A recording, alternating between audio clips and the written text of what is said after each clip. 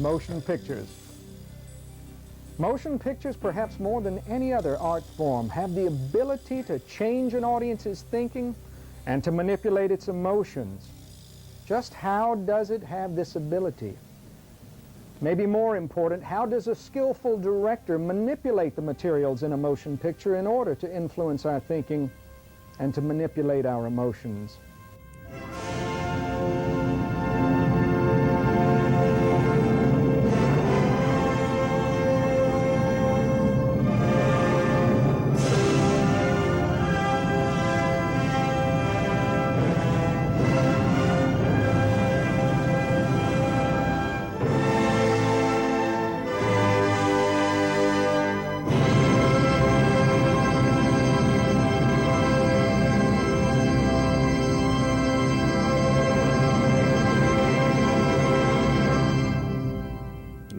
Buñuel, a pioneer Spanish director, made films over nearly a 60-year career. He suggested that the act of going to the movies lowers a person's ability to think rationally. He stated that the dimming of the theater was analogous to closing one's eyes at bedtime. And then the rush of images across the movie screen is very similar to the flow of images one envisions in a dream.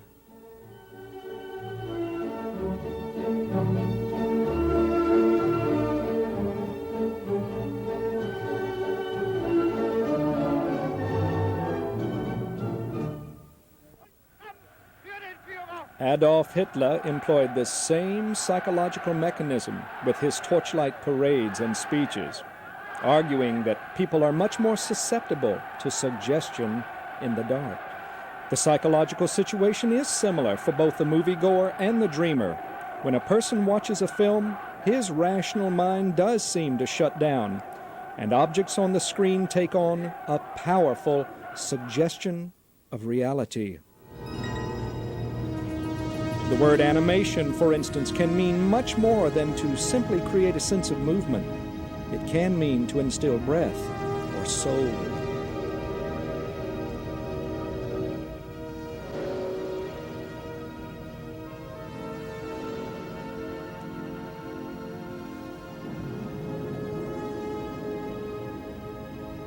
In film, the chief manipulator is the director, who's responsible for everything we see on the screen and everything we hear on the soundtrack.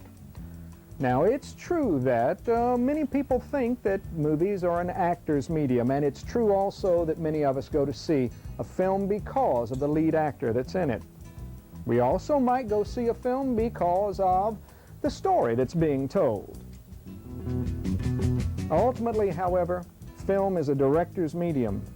The director, in fact, has been described by French film critics as the auteur, or author, of his films because he controls everything on the screen and everything on the soundtrack. So what exactly does a director do? Well, a director makes decisions, hundreds of them every day, some big, some small. But virtually every decision that he makes will have an impact on how the audience sees his film and how, more importantly, they react to it. Those specific artistic choices and the impact on the audience will be the subject of this program.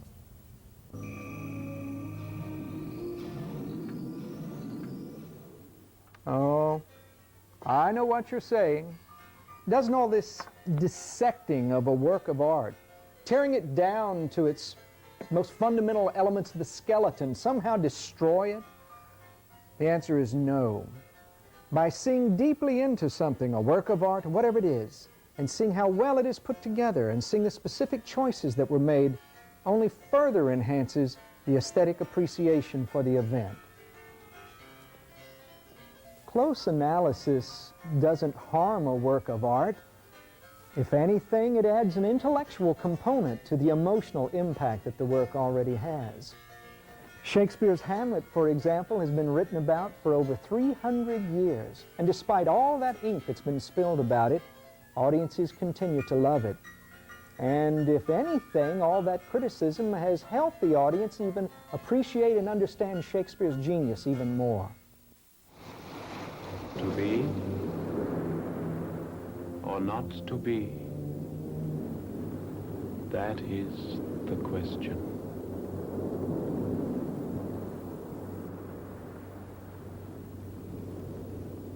Whether it is nobler in the mind to suffer the slings and arrows of outrageous fortune, or to take arms against a sea of troubles, and by opposing, end them.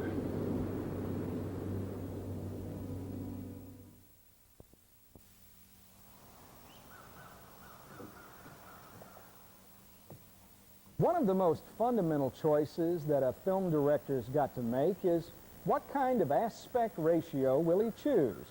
Will it be widescreen or the narrower screen? The widescreen aspect ratio is approximately 1.3 units of height to 3 units of width. This opening that I'm sitting in with the floor, the columns, and the ceiling roughly approximate a widescreen ratio. The widescreen aspect ratio would be especially useful for outdoor action stories, musical extravaganzas, epic adventure films involving a legion of forces, such as Lawrence of Arabia, Grand Prix. The narrower screen ratio would be useful for psychological dramas, horror films, and for urban melodramas.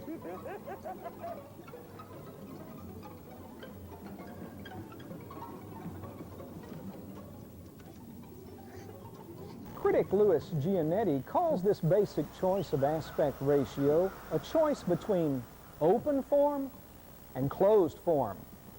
And if you think about it, that closed form, so useful for urban melodramas and psychological dramas, does, in a way, create a claustrophobic atmosphere that very subtly affects the way the audience perceives the film.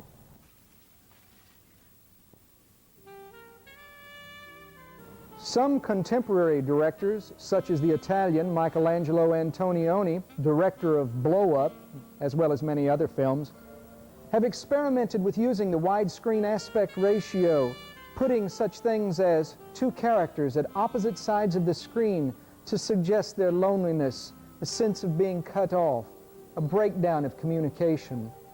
He puts a character oftentimes on the wide screen with a vast array of sterile modern architecture behind him, suggesting something of a spiritual emptiness, a loneliness, an aridity and sterility in contemporary life. By using something like a window frame, a director can modify the aspect ratio in the middle of a film. He might use other architectural details, such as a doorway, in order to frame a character.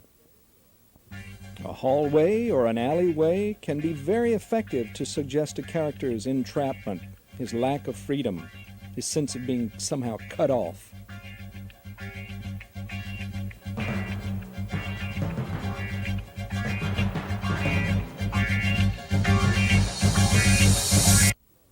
A second fundamental choice that the contemporary director must absolutely make is to decide whether to shoot his film in black and white or color. Most contemporary audiences have gotten used to color and probably tend to view black and white as old-fashioned and out of date. And that's a shame, because it's extremely expressive. Perhaps the single most critically acclaimed film of the 1980s in the American cinema was Raging Bull, directed by Martin Scorsese, shot entirely in black and white. For commercial reasons, however, very few contemporary films will probably be shot in black and white, and that's a shame.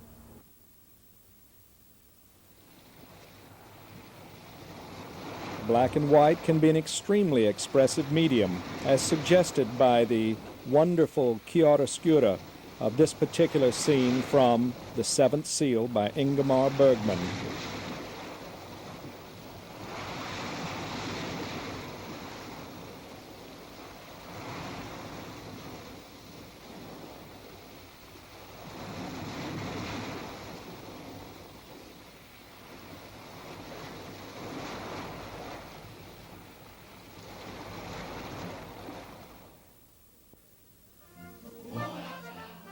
At the same time, color is a wonderfully expressive medium too, with a great deal of variation.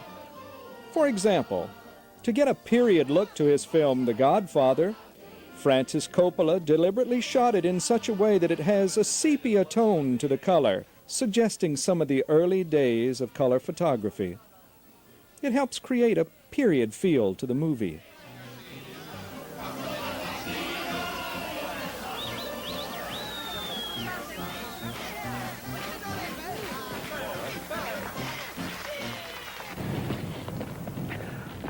Contrast that warm scene with this cold, arid, despairing scene from The Last Detail.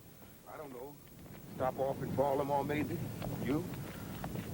Back to New York, I guess. See you in Norfolk. Yeah. Within those broad categories of black and white and color, a vast range of expressive colors and shadings are available. As, for instance, in this wonderfully sensitive scene from Lonely Are the Brave. Notice how there are no stark shadows and that the shades of gray cover a wide range of tones.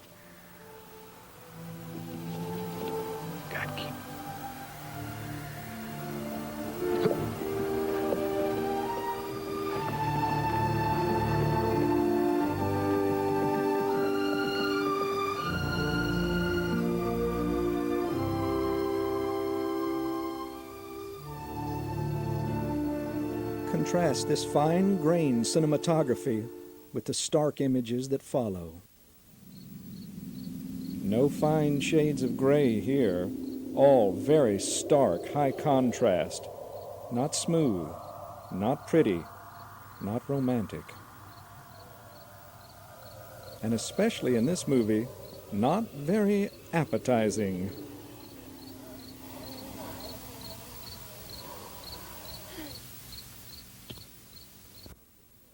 For this kind of artistic choice, obviously the director must depend upon his cinematographer.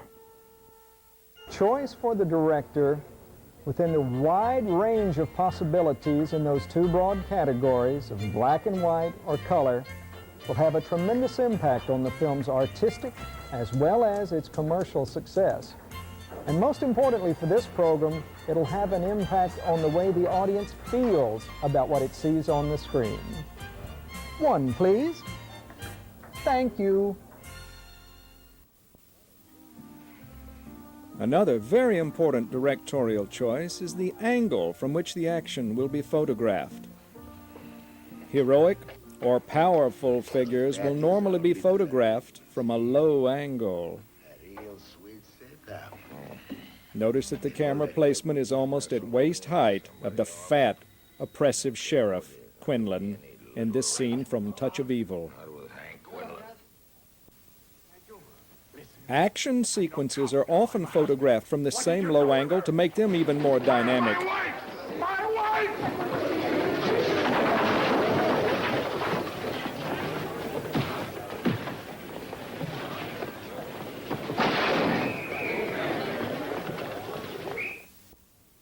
Characters who are weak or have been victimized sometimes will be photographed from a high angle, with an extreme example being a bird's eye view as though we were gods looking down on pitiful human beings. You're gonna be all right, buddy. All right, you're gonna be all right, buddy. You just take In this scene, Kirk Douglas has just been hit by a tractor-trailer truck. give me. Just take it. His horse is on the side of the road, dying. Just take it easy.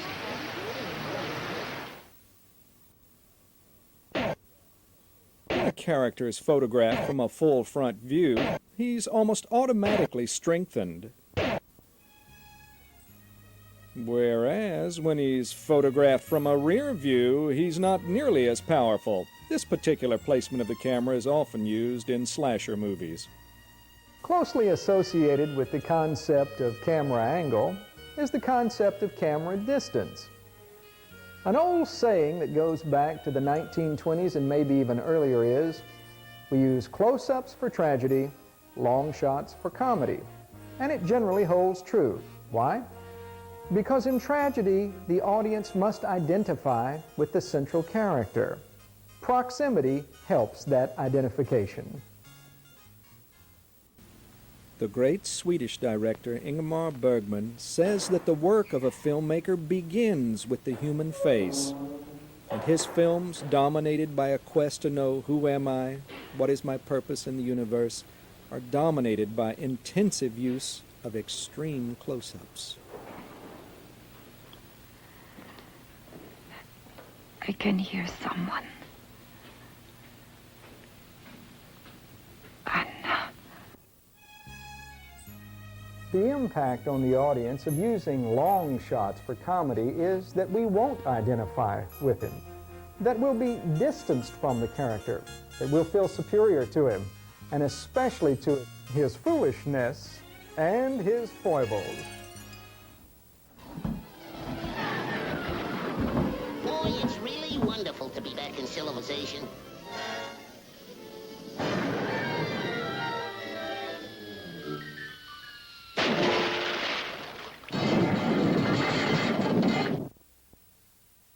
Camera movement.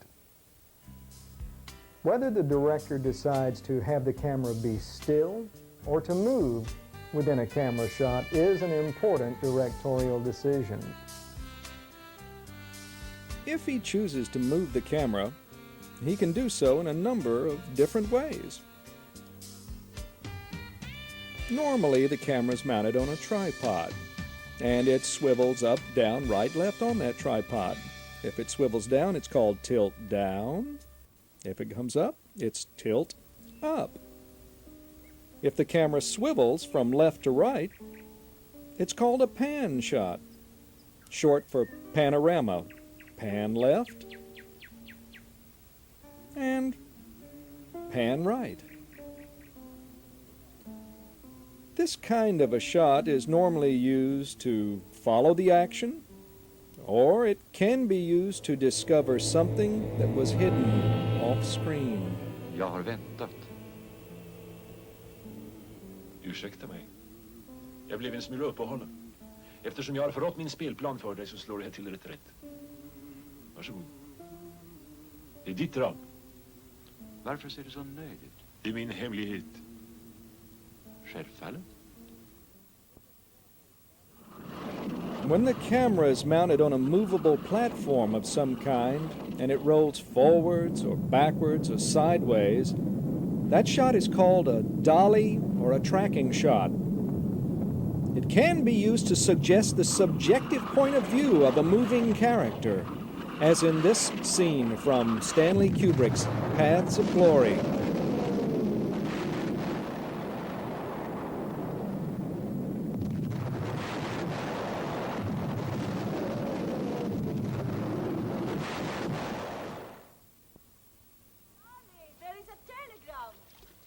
This kind of a camera shot can be extraordinarily expensive, extraordinarily time-consuming to lay down the tracks or the smooth roadway that's necessary to make this shot.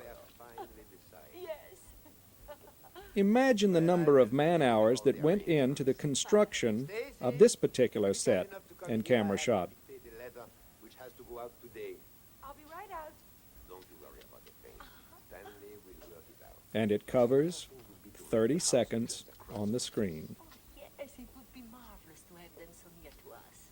I'm sorry to get you out of the water. It's a letter for Stanley.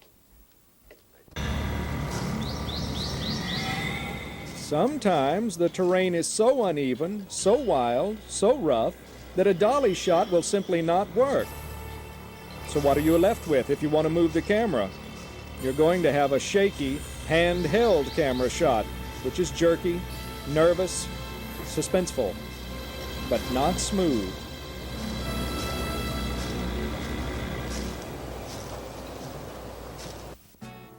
Recently, technology has helped solve this problem with a gyroscopic invention called the Steadicam, which allows the camera operator to follow the action over extremely uneven terrain. Notice how the camera actually goes over the tables in this shot from Outland.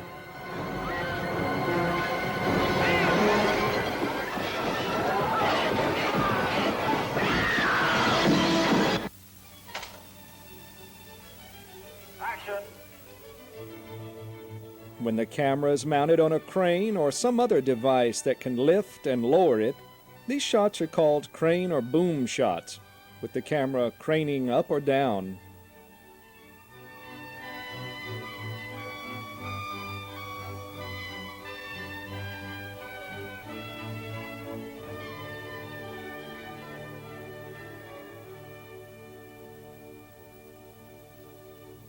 When the camera cranes up and away from a character, the impact on the audience is a sense of the character's isolation and increasing weakness and helplessness.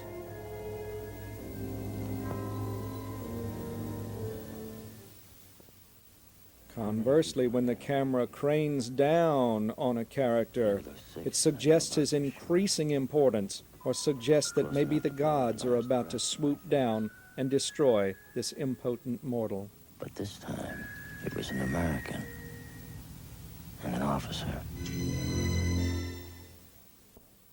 And we still haven't exhausted all the directorial possibilities.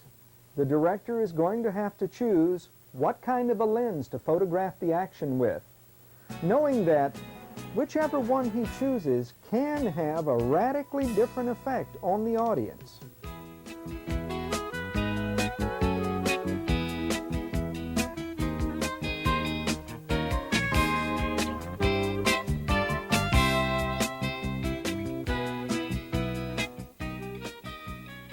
Basically, there are three lenses that the director can choose from.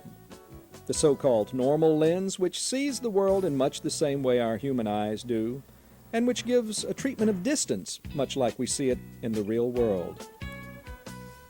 Second basic lens is the telephoto, a long lens, which gives a much distorted vision of the world, with a very narrow field of view, because we're looking through a long tube. The telephoto squashes space as though we're looking through binoculars. The telephoto shot has been used comically in this film, The Graduate, directed by Mike Nichols, to suggest the comic desperation of Dustin Hoffman as he frantically runs towards the chapel to save his Elaine. He's not making much progress.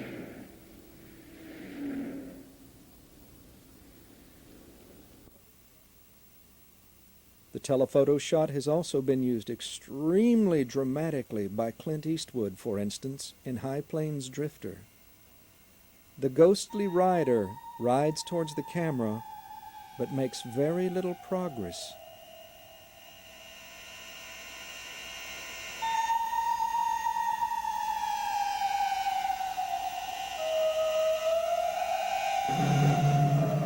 A third basic lens is the wide-angle lens.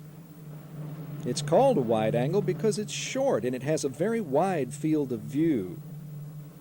The wide-angle lens has the opposite effect of a telephoto lens. Instead of squashing space, it seems to stretch it out so that a character moving toward or away from the camera seems accelerated through space.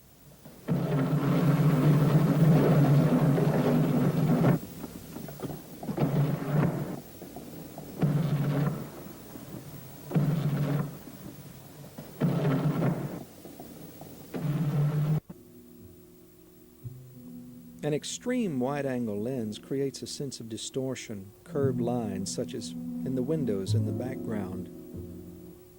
Extreme wide-angle lens is very effective to suggest a disordered world, a disordered mind, as in this scene from the Roman Polanski film Repulsion.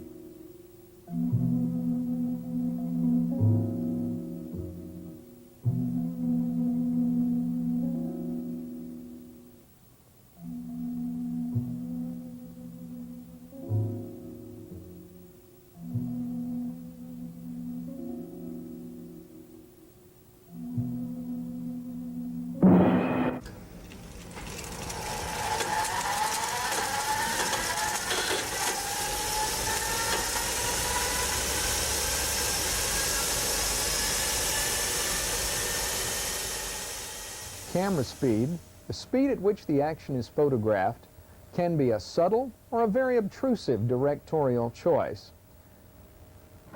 Basically speaking, the motors of the cameras are altered, manipulated somehow, so that in order to create a scene of slow motion, The director will have the film photographed at a rapid rate. Then when it is projected at the sound speed of 24 frames per second, the action is slowed down, is made beautiful, ballet-like, lyrical.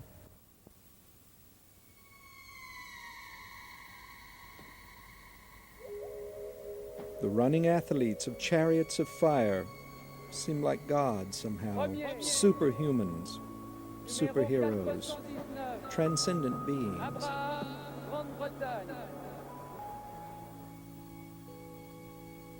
Dans 10 secondes, 3/5. Seconde, 74. In Raging Bull, the boxing ring becomes the stage for a ballet.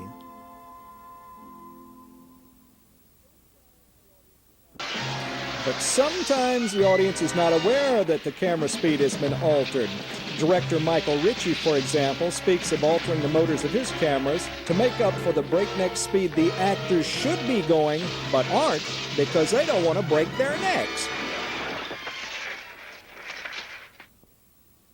The manipulation of camera speed is a very important directorial choice. And the intensity of the action and the audience's reaction to it will be manipulated by this directorial choice.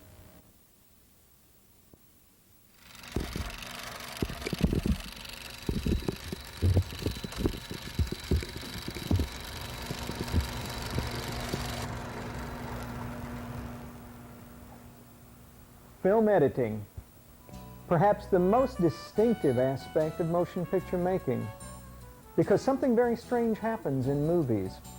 Two camera shots made at different times, different locations, with different actors, made by different crews and different directors, can be spliced together, and the audience will make a connection between them. It's absolutely uncanny. Way back in 1929, Salvador Dali and Louis Buñuel made a film called Andalusian Dog. In it, they consciously tried not to have one scene that made any kind of rational connection with the previous scene. The result for the audience? They found a connection between the shots. Editing can also set up a rhythm for the film, either slow or fast. When the camera remains in one position for a long time without changing angle, the result may be initially soothing, restful, but soon after the audience may grow restless and even anxious. Be hard for you,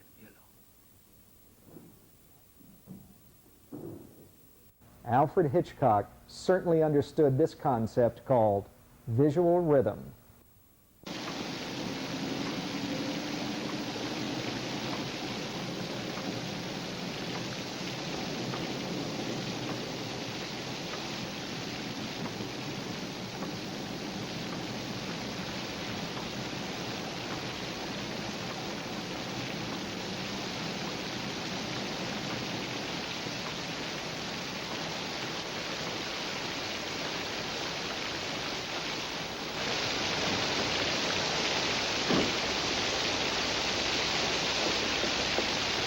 This way.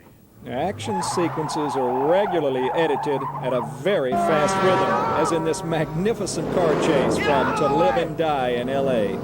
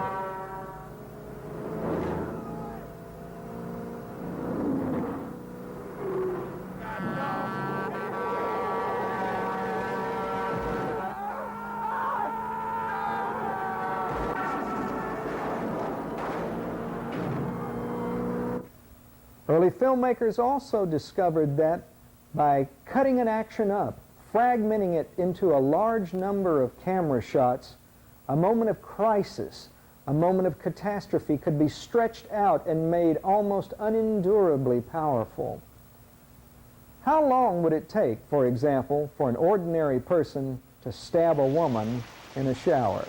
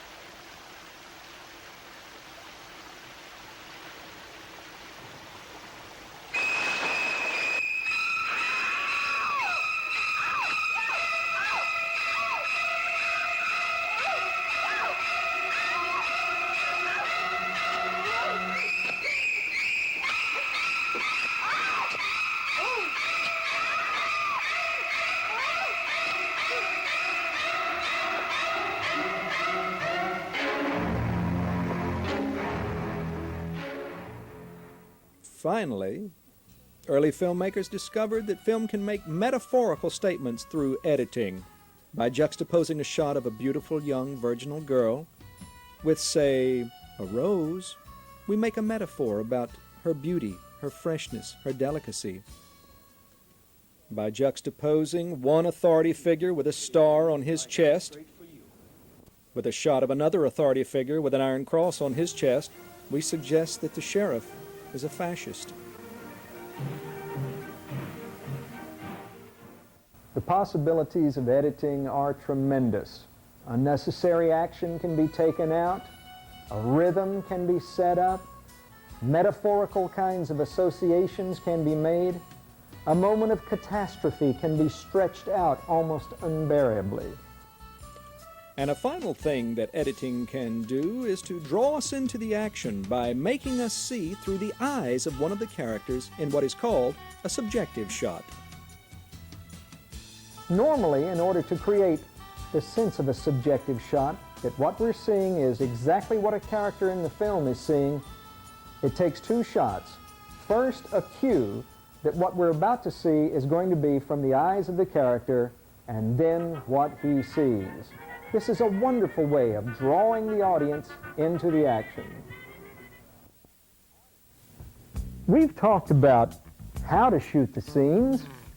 We haven't talked about what do you shoot.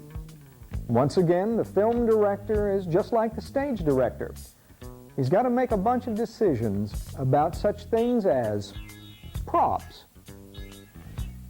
setting, lighting, costuming, and one of the most important directorial choices, the movement of the actors on stage, properly called blocking the action. If the director shoots his film on location, that can help create a sense of authenticity and reality. How you doing, Kato? Not bad. Shooting in a studio, however, gives maximum control over sound and light. And lighting is one of the least noted but most influential artistic choices in the film. Hi, Lloyd. A little slow tonight, isn't it?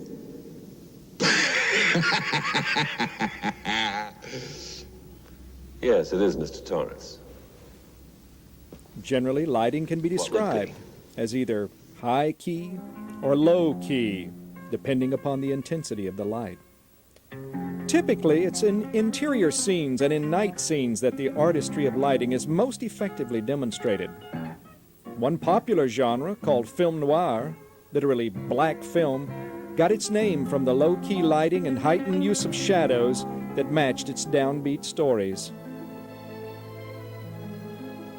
Lighting can also help tell the story by suggesting something about the character's personality or moral strength or mental state.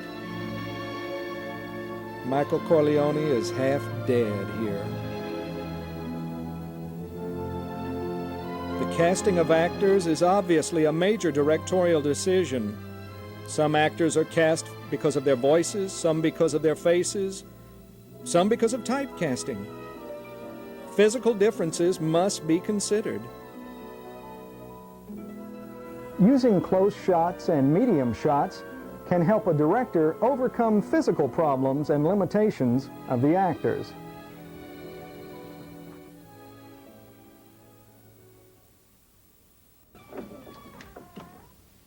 Good evening, my sons. I'm Father Dupre. This actor was cast surely because of his coarse voice. There's no comfort here. Yes, I'm afraid I bring you very bad news. You must prepare yourselves for the worst. Colonel Dax asked me to tell you so. Oh, mercy, Lord. He's been in telephone contact with Army headquarters, but unable to speak to General Brulard or, for that matter, to anyone in authority. Same way at division. No one wants to be found. How much time do we have? You have plenty of time yet. Certainly more than enough to prepare yourselves. He was handsomer than anybody I'd ever met. He looked just like James Dean. Sissy Spacek was encouraged to talk in a rather whiny voice. We'll stop the world.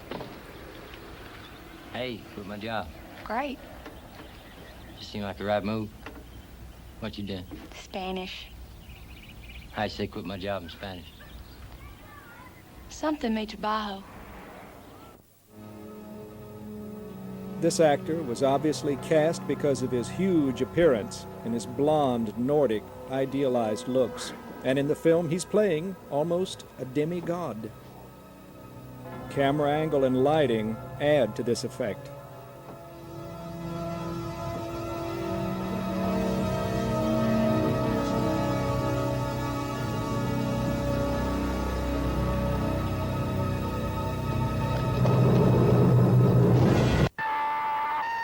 And this actor was chosen primarily because of typecasting. It's Slim Pickens, cowboy star.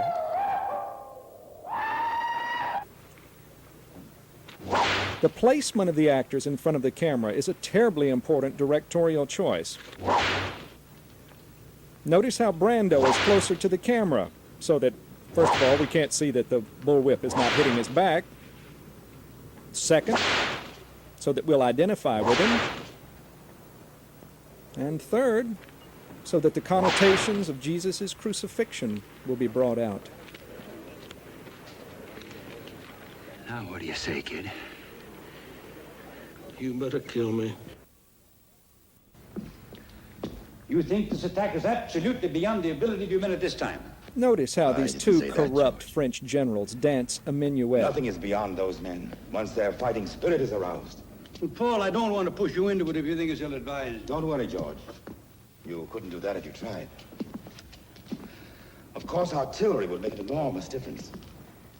What artillery support can you give me? Well, I'll see. It's almost like a waltz. What about replacements? We'll see what we can do, and I feel sure that you can get along with what you have.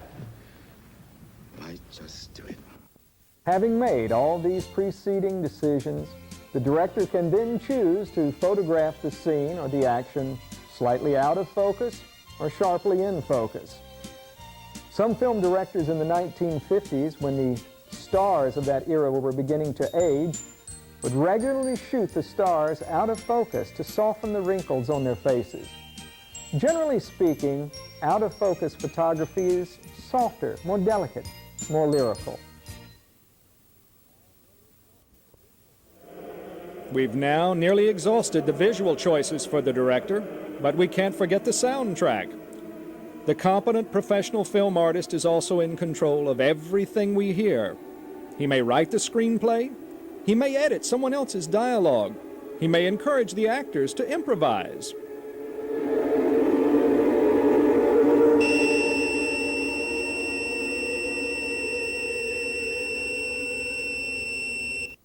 In Day for Night, the director puts a very private and personal conversation he had with an actress in her dressing room into his film script. Maybe he can't forgive me. I won't forgive myself so easily. I've decided I will live alone. I know now life is not worth it. Some men really have a bloody nerve. Music. The director doesn't write the music normally, but he has to decide whether music will be used or not, and he has to approve the score as being appropriate for his scene.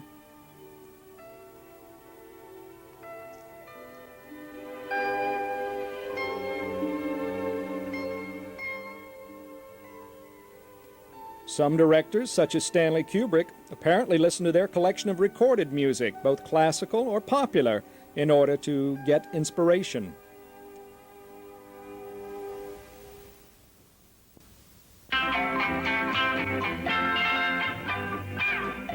Notice how the popular music here makes an ironic comment on the action.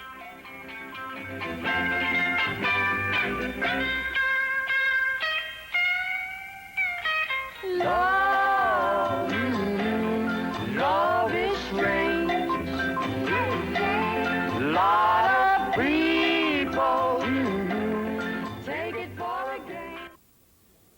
We've already mentioned the casting of actors for the sound of their voices.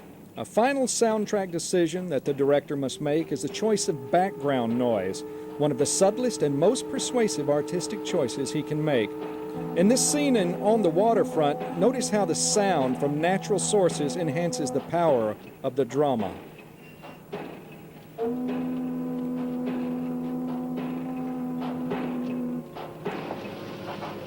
You? Honest to God.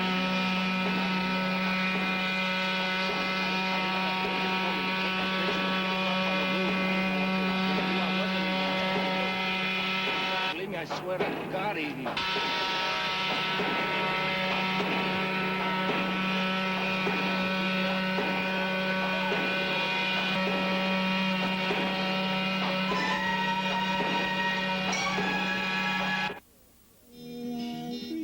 A final directorial choice for the film involves using the soundtrack for transitional material to make the film flow smoothly.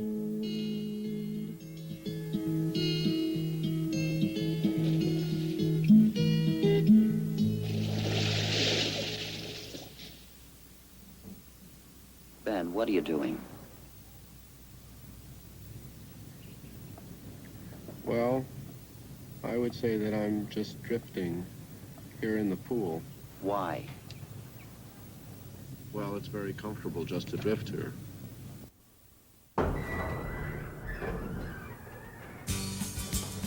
Well, having made all of the above decisions, having exposed all the footage for his film, the directors then got to decide how to put it together, what kind of transitional devices to use. The most common transitional device of all is the straight cut, as we've seen, where the film is literally cut apart and glued back together. In a straight cut, there's a smoothness of action. There's continuity of time, place, or of action. It flows.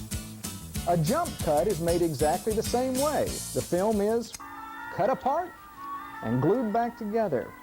Only this time it's disorienting to the audience because there is little continuity of time, place, or action.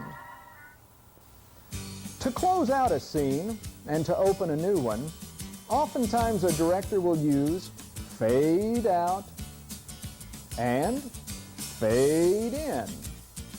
Fading out at the close of one scene, fading in at the opening of another.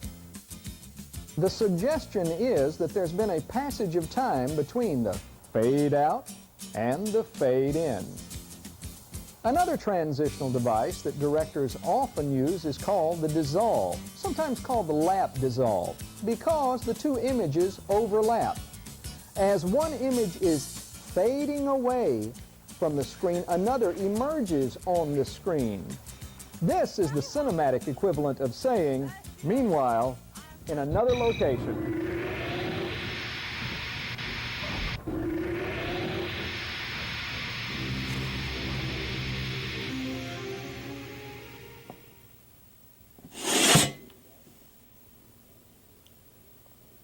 Thus, as we've seen through the myriad of choices open to him, film director is an artist who must make decisions, and those decisions that he makes will have a tremendous impact on the way the audience feels about what they see on the screen. You know, this material, this medium, motion pictures, movies, film, it's been with us almost exactly 100 years now. It's a part of our lives. It's definitely a part of our culture. It's part of the environment in which we live.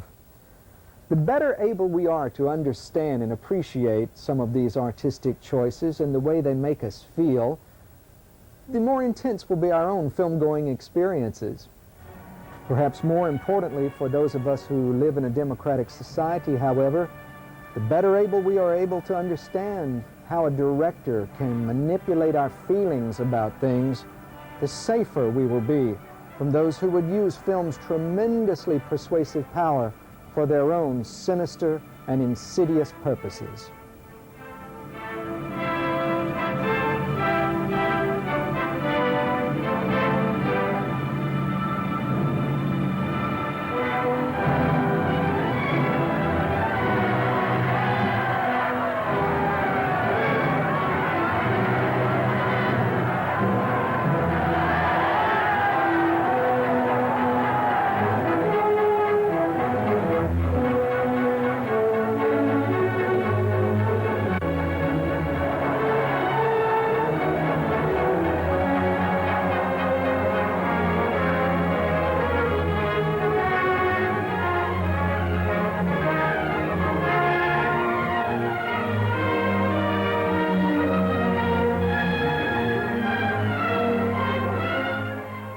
Cut.